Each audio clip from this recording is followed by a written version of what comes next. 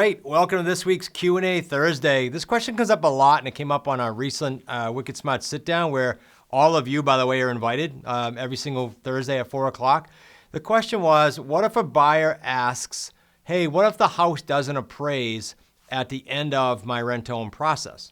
So I'm going to talk a little bit about scripts for them, you to them, but also just for you to understand. The script would sound something like this.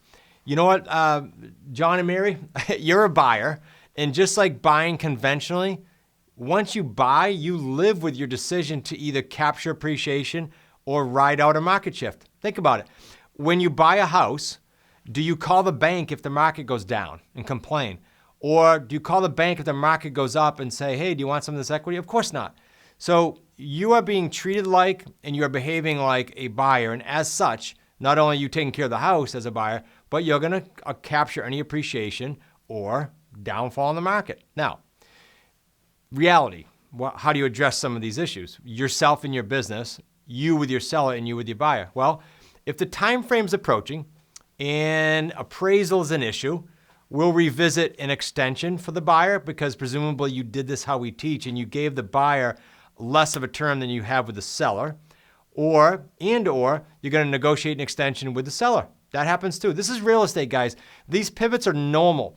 I don't want to have you ever caught in thinking, okay, well, this is going to happen. It's going to crush me. No, there's a deal after deal on every deal, right?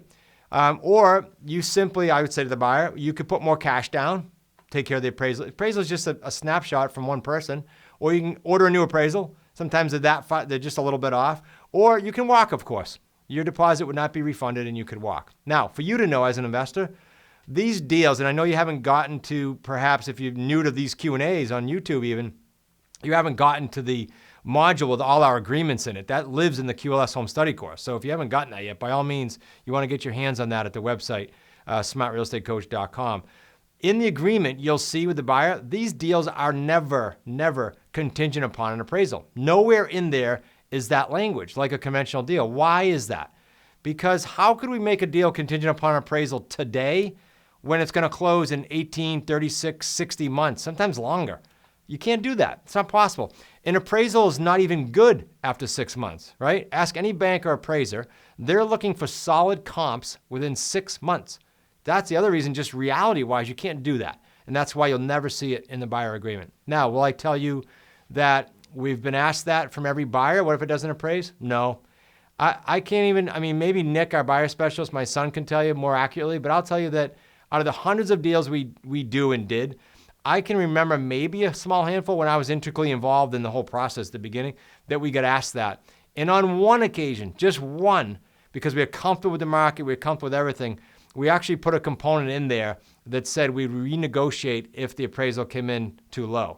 I also said to her, it was a woman at the time, I also said, okay, so if it increases in value, are we going to be able to increase the price? And she agreed to that. And I think we came up with like 25% of the increase, which was, I think it was crazy for her to do that, but that's what we did. That was a one-off. I don't want to make that a norm for you by any shape, form, or fashion. Now, if you would like to kind of hear more Q&As, not just on this playlist here on YouTube, but you'd kind of like to get in the trenches more with us, I alluded to at the very beginning of this video, the weekly Wicked Smart Sit Down, but also why not come camp out at our live events? There's only 2 a year. And post-COVID, it's just awesome being back in the room, and there's no better environment to be in where Q&As are being brought up on stage because of what's going on in the room.